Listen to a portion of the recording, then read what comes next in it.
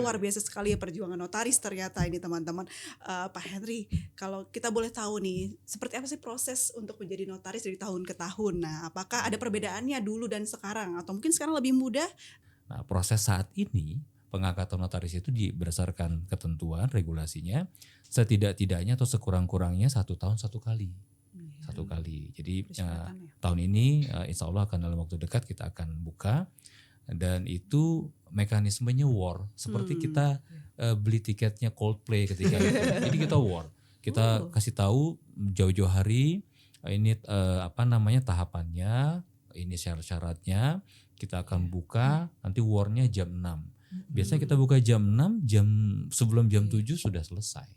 Karena memang banyak sekali ya kuota yang tersedia dengan banyaknya peminat itu nggak berimbang.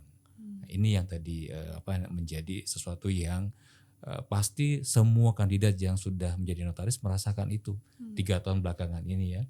Jam 4, jam 5 udah siap-siap tuh dengan segala perangkatnya. 1, 2, 3 alat ya, kemudian dia online semuanya, siapa duluan karena itu dulu-duluan.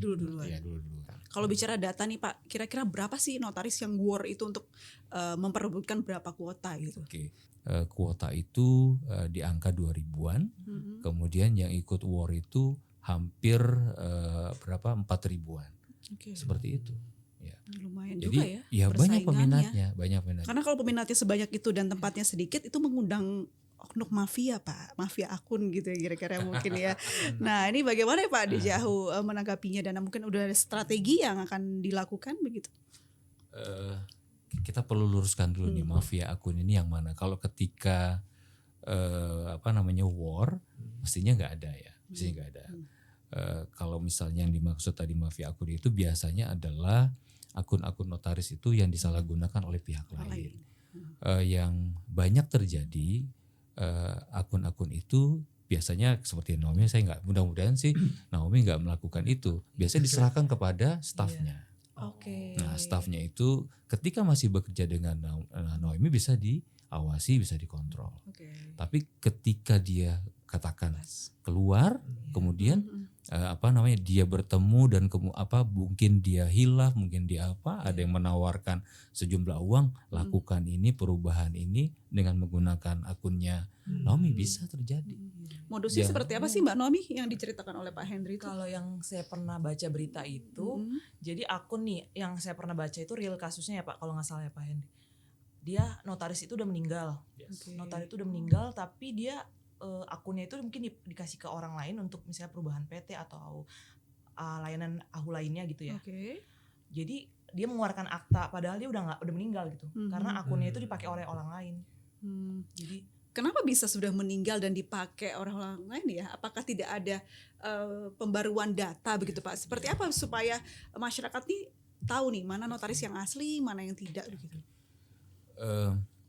Kalau kita bicara dari kasus yang disampaikan Naomi tadi itu, ketika notaris yang bersangkutan itu meninggal, idealnya keluarga atau ahli warisnya menyampaikan kepada namanya pengurus daerahnya. Seperti Naomi kan pengurus daerahnya mungkin di Serang sana ya, bahwa ayah saya atau ibu saya sebagai notaris sudah meninggal.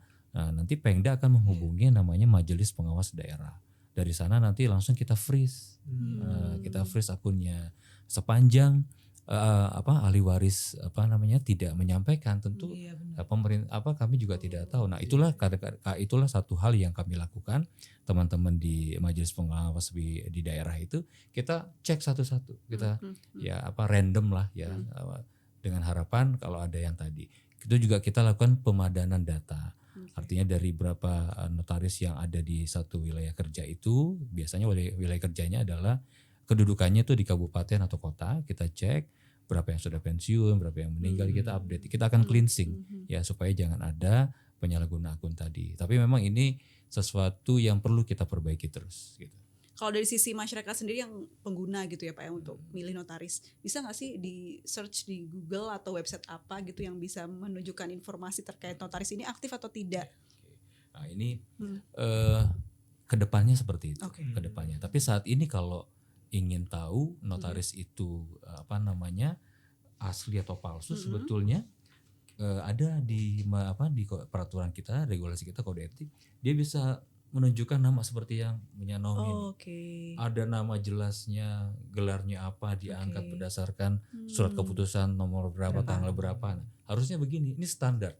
Jadi kalau notaris papan namanya tidak seperti ini, ya tentu Timbul pertanyaan ya perlu itu. pertanyaan, gitu. Perlu dipertanyakan dia gitu. Kira-kira Jadi gitu. ciri-cirinya seperti itulah kalau Ya, misalnya. karena sudah diatur regulasi ini. Kalau misalnya dia udah laris Pak, Iya. udah banyak yang tahu Namanya gitu, ya. jadi kantornya tanpa itu boleh nggak? Nggak boleh, Nggak tetap boleh. harus. Ini identitasnya. Ada Jadi kan Karena- notaris itu salah satu dari profesi yang mulia, Oke. officium nobile. Dia harus tentu memuliakan diri dan jabatannya.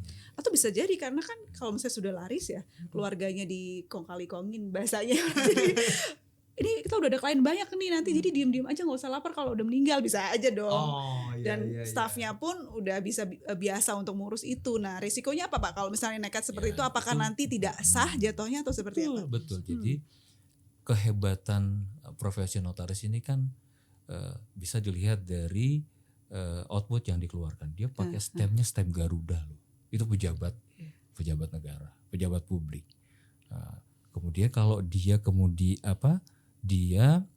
atau masyarakat datang ke kantornya membeli jasanya, apa biasanya adalah perjanjian. Akta yang dikeluarkan oleh notaris itu akta otentik yang paling tinggi tingkatan pembuktiannya. Kalau nanti akta itu sudah ditandatangani oleh para pihak, tetapi notarisnya bukan notaris yang berhak, maka akta itu turun derajatnya. Jadi yang namanya akta di bawah tangan. Itu kekuatan pembuktiannya lain. Kasihan masyarakat, udah bayar, kemudian dia tidak memiliki perlindungan hukum atau kepastian hukum yang kuat. Jatuhnya penipuan ya. Berarti kalau maksudnya kalau ada yang pengen bikin akta juga harus ngecek ya ini beneran masih Iya. hidup nggak?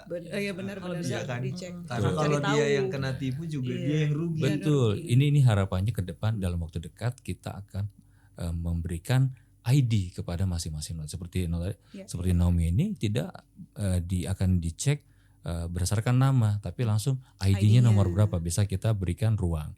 Kita berikan aplikasi yang bisa unggah profil atau mengecek profil dari masing-masing notaris. Ya, mereka terdaftar atau tidak, benar atau tidak, nanti akan kita siapkan. Atau langsung saja di websitenya DJAHU ya Pak Iya, ya. ya di sana. Jadi tinggal di sana. kita klik Google Betul. keluar atau tidak namanya. Betul. Itu next time ya. Misalnya nih Naomi mau nanya ya pendapat kamu, ada klien yang nanya soal warisan gitu, mau buat anaknya satu aja nggak boleh yang lain. Kira-kira gimana pendapatnya? Sebagai pejabat yang disumpah tadi seperti Pak Henry bilang, kita kan disumpah ya, dilantik, kita harus bersikap netral. Lalu kita nggak boleh bersikap netral, tidak boleh memihak ke satu pihak gitu.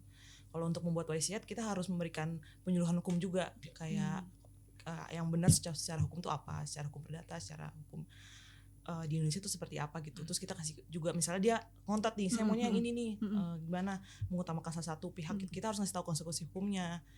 Dalam konteks pemberian wasiat itu dimungkinkan karena wasiat itu adalah keinginan akhir dari si pewaris. Dia mau memberikan kepada siapa, tentu itu menjadi haknya dia. Nah, namun kita tadi bagus ya Nabi sampaikan, kita harus memberikan penyuluhan hukum bahwa ada yang namanya ketentuan legitimasi porsi. Ada batas maksimum yang bisa diberikan kepada satu ahli waris, itu tidak boleh dilanggar. Tapi kalaupun itu dilanggar, ya aktanya tetap sah. Tetapi ketika itu dikeluarkan, maka ahli waris lainnya punya hak untuk melakukan penuntutan. Seperti itu. Sanksinya apa Pak kira-kira? Ya hukuman Tidak tuntutannya. ada sanksi. Jadi kalau dia merasa tuntutan ahli perdata warisnya ya? keberatan, ya dia mengajukan gugatan perdata, minta agar haknya sama, seperti itu. Tapi ada banyak kasus juga ya, ada banyak kasus nggak keberatan, Iya, oke nggak saja, masalah. jadi tidak ada masalah. Gitu. Paling wasiatnya bisa dijalankan gitu Mbak. Jadi ikhlas aja gitu yang lainnya ya. Kalau ikhlas sih oke, tapi kalau nggak ikhlas ya gugatan, terus dari pengadilan nanti keluar penetapan keputusan, nanti wasiatnya mungkin nggak bisa jalankan wasiat yang diinginkan itu. Tapi Naomi pernah menghadapi kasus seperti itu? Pernah sih, dia bilang gini, kalau kasus yang saya realnya itu bapaknya itu udah ngasih wasiat ke anak tertentu bagian lebih besar gitu. Mereka dia ngasih, saya ada voice note-nya nih, suami saya sebelum meninggal katanya. Si A itu harus sekian gitu karena dia begini-beginilah urusan keluarga dia lah gitu. Cuma saya kasih penyuluhan itu tadi. Tadi kalau bukan dari ahli waris, konsekuensinya wasiatnya bisa dijalankan Bu gitu. Padahal sekarang bisa dibikin loh Mbak Nomi yang AI suara AI, gitu iya. kan. Kita nggak tahu kata voice note, kita nggak tahu juga benar atau enggak.